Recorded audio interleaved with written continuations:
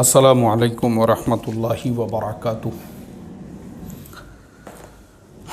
मोहतरम भाइयों, बुज़ुर्गों, दोस्तों, जुमा का बाबरकत दिन है। सूरतुल कहफ़ ज़रूर पढ़िए और दुरूद शरीफ कसरत से। आज जुमा के मुबारक दिन जो है ना, चलते फिरते उठते बैठते दुरूद शरीफ का खुसूसी एहतमाम करना चाहिए। देखो, आज का हमारा जो टॉपिक है, आप लोगों ने ऊपर तो देख ही लिए होंगे कि रशिया में इस्लाम और मुसलमान। एक्चुअल में मुझे इस उन्वान के ऊपर बात क्यों करना पड़ रही है, पहले तो मैं आपको वो बता दूं। असल में हुआ ऐसा कि मैं देख रहा हूं सोशल मीडिया के ऊपर बहुत सारे मुसलमान, उनमें कुछ तो ऐसे हैं जो पढ़े लिखे हैं माशाअल्लाह, वो उम्मत को गुमराह करने के लिए ऐसी बातें पोस्ट कर रहे हैं जिसको पढ़ के मुझे बड़ा अफसोस हुआ। उसके अंदर ये लिखा जा रहा है कि अल्लाह तबारक व तआला ने जो है बातिल को बातिल से टकरा दिया। यानी उनको ऐसा लग रहा है कि यूक्रेन और रशिया के दरमियान में जो जंग हो रही है वो बातिल से बातिल की जंग हो रही है। इसलिए हम मुसलमानों ने अभी क्या करना चाहिए? फटाकड़े फोड़ना चाहिए, खुशियाँ मनाना चाहिए, सेलिब्रेशन करना चाहिए। इन्ना लिल्लाहि व इन्ना इलैहि राजिऊन। आज के मुसलमानों की इसी मानसिकता, इसी जहनियत और इसी नफ्सियात ने मुसलमानों को बर्बाद किया। जो हमने अपने आप को हक़ और दूसरों को बातिल करार दे दिए, जबकि अल्लाह के नबी सल्लल्लाहु अलैहि वसल्लम वो दाई थे और बाकी पूरी इंसानियत उनके लिए मदऊ थी। और वही काम अल्लाह के नबी हमको देकर गए हैं, जो आपने अपने आखिरी खुतबे में फरमाया कि दो चीज़ें तुम्हारे लिए छोड़कर जा रहा हूँ और जो यहाँ पे हाजिर है वो गायबीन तक मेरा पैगाम पहुँचाए। मतलब ये है कि देखो, अब पूरी दुनिया में तबलीग और दीन की जो दावत है वो पहुँचाना तुम लोगों का काम है, वो तुम्हारा काम है, वो तुम्हारी जिम्मेदारी है, वो तुम्हारी रिस्पॉन्सिबिलिटी है कि तुम जो है उसको किस तरीक़े से पूरी दुनिया के अंदर पहुँचाते हो। अब हमारा काम हम पूरी तरह से अदा नहीं कर रहे हैं, क्योंकि हमने जो है अपने आप को हक़ और दूसरी कौमों को बातिल समझ लिया हुआ है। हमको ऐसा लगता है कि भाई हमारे पास तो इस्लाम है, हम तो मुसलमान हैं, हम तो कुरान वाले हैं, हम तो अल्लाह के नबी की सीरत वाले हैं। बाकी जो लोग हैं वो तो सब जहन्नुमी है, दोज़ख में जलने वाले हैं, वो तो बातिल है। वो अगर एक दूसरे से टकरा रहे भी है तो एक बात याद रखो, जिसके भी दिल में इंसानियत के लिए इस तरीक़े से नफ़रत भरी हुई है, दूसरी कौमों के लिए, दूसरे लोगों के लिए, तो मैं समझता हूँ उसने अपने ईमान को दोबारा से जांचना चाहिए कि वो अल्लाह के नबी की वो सीरत वाले रास्ते पे चल रहा है या फिर उसके अंदर नफ़रतें भरी हुई है दूसरों के लिए। ये काफिर है, ये मुशरिक है, ये जिंदीक है, ये यहूदी है, ये नसरानी है, ये तो रशियन है, वो तो यूक्रेनियन है। अपन तो मुसलमान हैं, ठेकेदार है ना जन्नत के, गुत्ता दिए हुआ है अल्लाह ताला ने अपने को जन्नत का, तो अपने को क्या करने का बाकी लोगों से? ये सोच एक मोमिन की नहीं हो सकती है। एक बात याद रखो, इंतहाई घटिया और नीच सोच है ये। अगर किसी की सोच इस तरह से है कि यूक्रेन और रशिया लड़ रहे हैं, तो देखो, कुफ्फार से लड़ रहे हैं और मुशरिक से लड़ रहे हैं और दुश्मन से लड़ रहे हैं। अपने को क्या करने का उनसे? इंतहाई दर्जे की गलत सोच है ये। अल्लाह हिफाजत फरमाए। मोमिन वो है जिसके दिल में हमारे नबी सल्लल्लाहु अलैहि वसल्लम की सीरत हमको क्या सिखाती है। हमारे नबी सल्लल्लाहु अलैहि वसल्लम के दिल में दुश्मनों के लिए भी जगह थी। ताइफ का वाक़या खाली बयानों में बोलने के लिए है या बयानों में सुनने के लिए है कि जिन लोगों ने 3 मील तक अल्लाह के नबी सल्लल्लाहु अलैहि वसल्लम और हज़रत ज़ैद इब्न हारिसा रज़ी अल्लाह ताला अन्हु को पत्थरों से लहूलुहान कर दिया 3 मील तक। उसके बावजूद आपने उनके लिए बद्दुआ नहीं की और उनको जो है मदऊ समझकर दावत का, यानी उन लोगों के पास में अल्लाह के नबी दावत का पैगाम लेके जाते रहे फ़तह मक्का के बाद भी। तो ये तमाम बातें हमारे सामने हैं। मुनाफिकीन के सरदार अब्दुल्ला इब्न उबई इब्न सलूल, उसने जब कहा कि मुझे जो है आप गुस्ल दे, यानी आप उसके मर्ज़ वफ़ात में उसकी इयादत के लिए पहुँचे, कहा, आए अल्लाह के नबी, मैं ये चाहता हूँ कि आप मुझे गुस्ल दे, आप मुझे कफ़न पहनाएं, आप मेरी नमाज जनाजा पढ़ाए, आप अपने हाथों से मुझे कब्र के अंदर दफन करें। आपने उसकी तमाम बातों को कबूल किया, कहा कि ठीक है।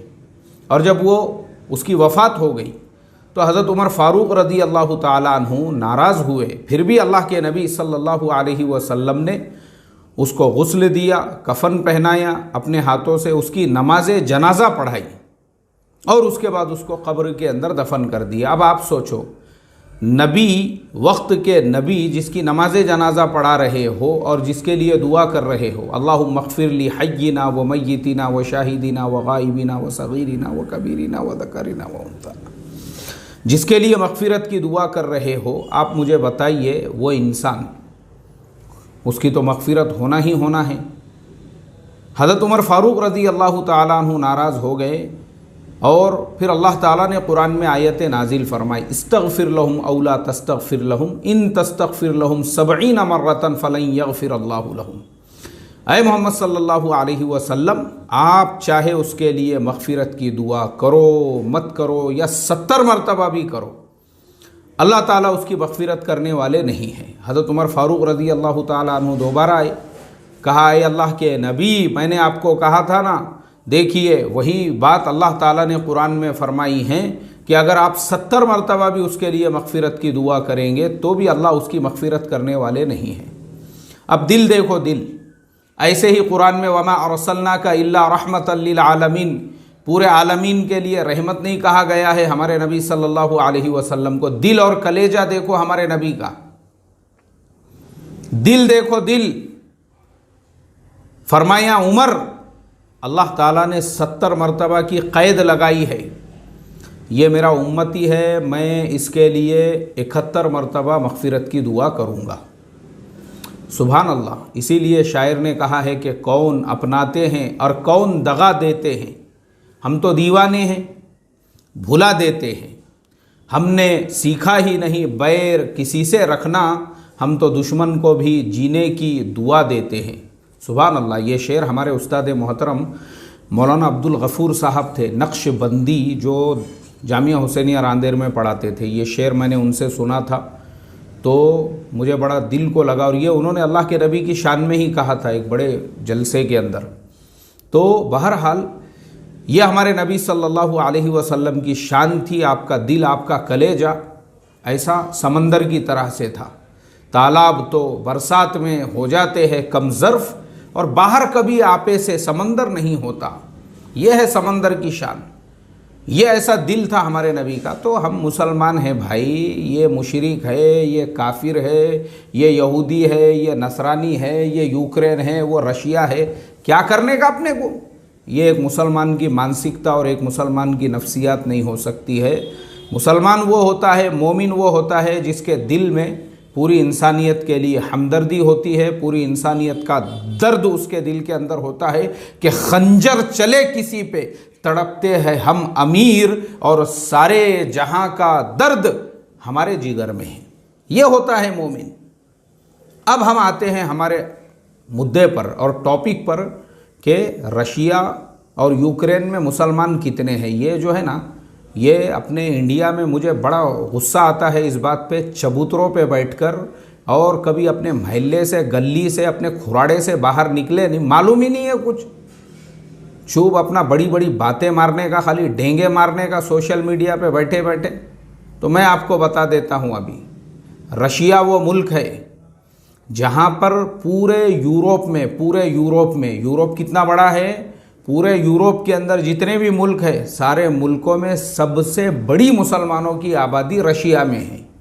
आया समझ में? बातिल को बातिल से टकराने वालों और बातिल को बातिल से भिड़ाने वालों, बातिल को बातिल से भिड़ा दिए तुमने। रशिया के जो मुफ्ती आज़म हैं उन्होंने कहा 2030 तक रशिया के अंदर 1/3 आबादी जो है वो मुसलमान होंगी और 2050 तक रशिया की आधे से ज़्यादा आबादी वो मुसलमान हो जाएंगी। अब मैं आपको उसका लॉजिकल जवाब भी देता हूँ। पहले तो मैं आपको ये बता दूँ कि रशिया वो इलाका है, ये पूरा इलाका जो है ना, इसको उस ज़माने में खुरासान कहते थे, जो Afghanistan, Turkmenistan, Uzbekistan, Kyrgyzstan, Kazakhstan, Azerbaijan, Armenia, Georgia और उसके बाद में उधर से जो है रशिया और उसको लग के जो है ये तातारिस्तान, दागिस्तान, चेचेनिया वगैरह वगैरह, ये सब अब जो है रशिया के अंदर है। ये सारे इलाके हज़रत उमर फ़ारूक रज़ी अल्लाह ताला अन्हु के ज़माने में ही इस्लाम इन इलाक़ों में पहुँच गया था, सहाबा पहुँचे थे। आज भी सहाबा की क़ब्रें हैं, रशिया में है, दागिस्तान में है, ये पूरे इलाक़ों के अंदर। और इमाम बुखारी रहमतुल्लाह अलैह ख़ुद रशिया के रहने वाले थे। आज भी उज़्बेकिस्तान के अंदर समरकंद से थोड़े दूरी पे एक छोटे से गांव में उनका मज़ार है, वो वहीं के रहने वाले थे। बुखारा समरकंद कहाँ है? किसी अरब मुल्क में नहीं है, वो रशिया में ही है।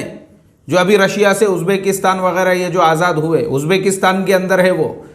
तो हम लोगों को ये बातें पता होना चाहिए। और सिर्फ इमाम बुखारी नहीं, उनके अलावा एक पूरी लिस्ट है बड़े बड़े अल्लाह वालों की, बुजुर्गान दीन की, मुहद्दिसीन की, मुफस्सिरीन की और ताबीईन की और तबे ताबीईन की, जो रशिया के रहने वाले थे। फ़कीह अबुल लैस समरकंदी, सुनते हैं ना हम लोग, तालीम के अंदर बार बार नाम आता है। इसके अलावा इमाम बुखारी हो गए, उनके अलावा इमाम मुस्लिम रहमतुल्लाह अलैह, ये जितने भी हैं ना भाई, ये सब रशिया के रहने वाले थे। तो मालूम ही नहीं है ना, कुछ चबूतरे पे से उठेंगे, क्योंकि होटल के तख्ते को तो पूरे निशान पड़ गए हुए हैं, नीचे पूरे घस गए हुए हैं। वो पढ़ेंगे कभी किताबें, कभी थोड़ा सा वक्त निकालेंगे और दिल थोड़ा बड़ा करेंगे तो पता चलेंगी ये सब बातें। मालूम ही नहीं अपना, अल्लाह माफ़ करें कि रशिया जो है, अच्छा हम आते हैं, सहाबा के ज़माने में इस्लाम पहुंच गया, बड़े बड़े अल्लाह वाले मुहद्दिसीन वहाँ पे पैदा हुए। उनके अलावा अब आज की तारीख़ में हम आते हैं। आज की तारीख़ का जो रशिया है, अगर हम देखेंगे भाई, रशिया में तातारिस्तान 90% आबादी मुसलमानों की, दागिस्तान 90% आबादी मुसलमानों की, चेचेनिया 99% आबादी मुसलमानों की, ये पूरे 3 सूबे। इसके अलावा और भी वहाँ पे स्टेट और प्रोविंस और सूबे हैं जहाँ मुसलमानों की आबादी 50%, 70% इस तरह से है।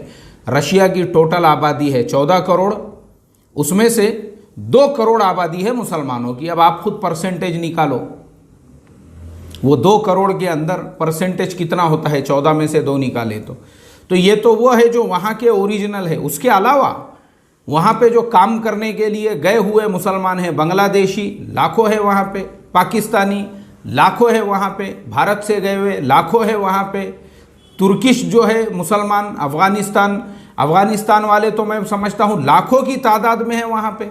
इन सब को अगर मिलाया जाए तो तकरीबन आज रशिया के अंदर 4 करोड़ से ज़्यादा मुसलमान हैं। नहीं टकराओ, बातिल को बातिल से लगाओ, दोनों की झगड़े और बैठो तमाशा देखते हुए। यार कुछ भी अपना, मुझे तो गुस्सा आता है ऐसी बातों पे कि पहले जो वहाँ पे अगर समझो मान लो रशिया के साथ में लड़ाई भी हो रही है, नुकसान किसका है? मतलब तुमको इंसानियत के नुकसान पे भी दिल में दर्द नहीं पैदा हो रहा है। और अभी ये जो 4 करोड़ वहाँ पे मुसलमान हैं, जो अब आप 14 करोड़ में से 4 करोड़ करो, कितने होते वो? अब आपका परसेंटेज बढ़ के जो है तकरीबन 30-35% हो गया मुसलमानों की आबादी वहाँ पर। तो इस तरीक़े से कभी भी जो है ना, ज़रा थोड़ा सा पहले स्टडी कर लेने का और फिर उसके बाद में बोलने का कि जो है बातिल से टकरा रहा है, या फिर जो है क्या कहेंगे उसको, दुश्मन से लड़ रहा है। गलत सोच है ये। वहाँ पे 4 करोड़ आबादी आज की तारीख़ में मुसलमानों की है और वहाँ के मुफ्ती आज़म का बयान ये है 2030 तक जो वहाँ के लोकल लोग हैं उनकी आबादी 1/3 होंगी और 2050 तक आधे से ज़्यादा आबादी मुसलमानों की होंगी, आधे से ज़्यादा आबादी। ये उन्होंने क्यों कहा? अब चलिए मैं आपको आता हूँ उसके लॉजिकल फैक्ट के ऊपर। रशिया दुनिया का ऐसा मुल्क है, रशिया दुनिया में पहले नंबर पे ऐसा मुल्क है जहाँ बच्चे नहीं पैदा हो रहे हैं। बहुत कम बच्चे पैदा हो रहे हैं वहाँ, या बहुत कम लोग बच्चे पैदा कर रहे हैं। उस वजह से गवर्नमेंट परेशान है। आपको मालूम है रशिया के अंदर अगर किसी ने एक बच्चा पैदा किया तो वहाँ की हुकूमत उसको देती है 3,500 रूबल का इनाम, यानी हमारे इंडिया के बराबर होते हैं वो 3.5 लाख रूबल का इनाम। दूसरा बच्चा पैदा किया 5.5 लाख रूबल, तीसरा बच्चा पैदा किया 7.5 लाख रूबल। उसके अलावा हर जगह उनको फैसिलिटीज़ है। कहीं शहर में जाते हैं तो उनको पार्किंग के चार्जेस नहीं हैं, गाड़ी आप कहीं पे भी लगाइए आपको पार्किंग के चार्जेस नहीं लगेंगे। इनकम टैक्स के अंदर आपको जो है आपने वो कॉलम के अंदर डाल दिया कि आपके 2 बच्चे हैं या 3 बच्चे हैं, उसके हिसाब से उसमें भी आपको डिस्काउंट मिलेगा। यानी हर चीज़ में, हर जगह पे आप घर ख़रीदते हैं उसमें डिस्काउंट आपको, आप बस में ट्रेन में जैसे हमारे यहाँ पे होता है ना, निराधार योजना का कार्ड होता है बहुत सारे लोगों के पास में, बोले बस के अंदर आधा टिकट लगता है, ट्रेन के अंदर कंसीशन मिलता है, वैसे वहाँ पे जिसके 2-3 बच्चे हैं वैसे लोगों को वैसा कंसीशन मिलता है। बस में आधा टिकट, ट्रेन में आधा टिकट, प्लेन में आधा, हर जगह पे उनको ये फैसिलिटी सहूलतें होती है। गवर्नमेंट उनको उल्टा जो है बच्चे के 10वीं पास करने तक यानी हाई स्कूल कंप्लीट होने तक उसको भी अलग से भत्ता देती है। ये सब फैसिलिटीज़ होने के बावजूद भी वहाँ लोग बच्चे नहीं पैदा कर रहे हैं। अब बच्चे कौन पैदा कर रहा है? वो सिर्फ मुसलमान। सिर्फ मुसलमान एक ऐसी कौम है वहाँ पर जिनके 2 बच्चे 4 बच्चे, मुसलमानों के बच्चे माशाअल्लाह दिन ब दिन पैदा हो रहे हैं, आबादी बढ़ रही है माशाअल्लाह। और ऐसे नहीं है वहाँ के मुसलमान जो है ना, हमारे और उनमें बहुत ज़्यादा फ़र्क है। ऐसा नहीं है जैसा मैंने अभी 2-4 दिन पहले बताया था, किसी का प्लॉट है तो ले रहे, बोले कब्ज़े में ले उसको। किसी की गाड़ी बहुत दिनों से खड़ी हुई दिख रही है तो सुधारो और लो इस्तेमाल में उसको। ये नीयतें ख़राब वाले मुसलमान, इतने साफ़ सुथरे, इतने तक़वे वाले, इतने परहेजगार है वहाँ के मुसलमान माशाअल्लाह। कोई ये पूरे इलाक़ों में दागिस्तान, तातारिस्तान, चेचेनिया, इतनी बड़ी बड़ी दाढ़ियाँ हैं माशाअल्लाह। बड़े बड़े मदरसे वहाँ पे कायम हैं जहाँ बच्चे जो है आलिम, हाफिज़, मुफ्ती बन रहे हैं। उसके अलावा हिफ्ज़ कुरान तो आम है वहाँ पे, ये तीनों सूबों के अंदर जगह जगह पे हिफ्ज़ कुरान के मदारिस है वहाँ पे। और मैंने आपको बताया, मैंने मेरा सफ़र कैंसिल किया हूँ सिर्फ मेरी तबीयत की वजह से, वरना आज मैं रशिया में ही रहता था, दागिस्तान में। तो खैर मैं इंशाअल्लाह अभी जब थोड़ा सा गर्मी पड़ेगी, मैंने उन लोगों से कहा, मैं बोला भाई बर्फ़ के ज़माने में मैं नहीं आ सकता, गर्मी पड़ने दो, गर्मी जब पड़ेगी ना इंशाअल्लाह उस टाइम पे मैं आता हूँ। तो मैं इंशाअल्लाह जुलाई में या अगस्त में वापस से जाऊँगा रशिया, तो फिर मैं आपको बताऊँगा वहाँ पे जो है जिस इदारे की तरफ से मुझे दावत मिली थी और मेरे जो ताल्लुकात वाले लोग वहाँ पे रहते हैं।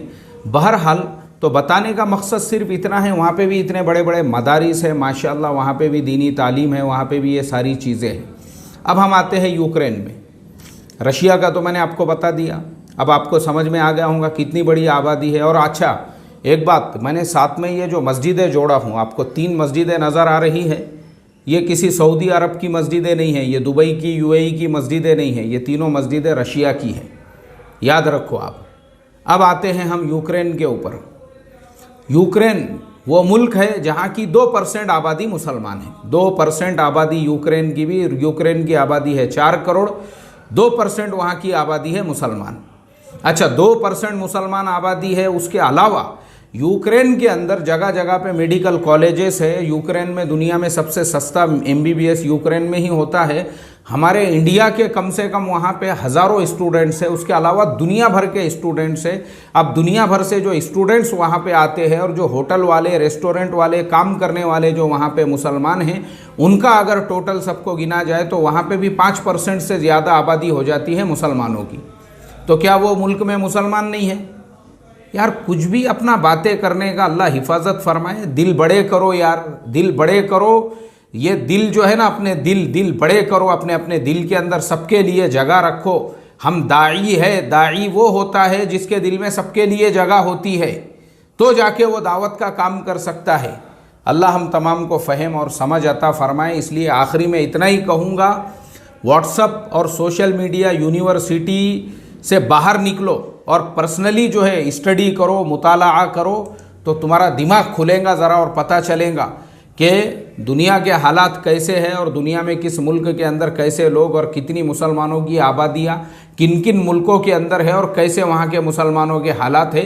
स्टडी करने से सुनी सुनाई बातें नहीं हैं। होटलों के बस अपना वट्टों पे, चबूतरों पे, होटलों के तख्ते ऐसे रगड़ रगड़ के पूरे तख्तों के कलर चेंज हो गए हुए हैं। बस चाय पे चाय और बहस पे बहस, इनकलाब आ जाने वाला है बस होटल के टेबल पे बैठे बैठे ही। अल्लाह हिफाजत फरमाए भाई, ऐसे मुसलमान कुछ नहीं कर सकते हैं, वो सिर्फ होटल के टेबल घस सकते हैं बस। इनकलाब के लिए आपको संजीदा होना और स्टडी और मुताला करना ज़रूरी है।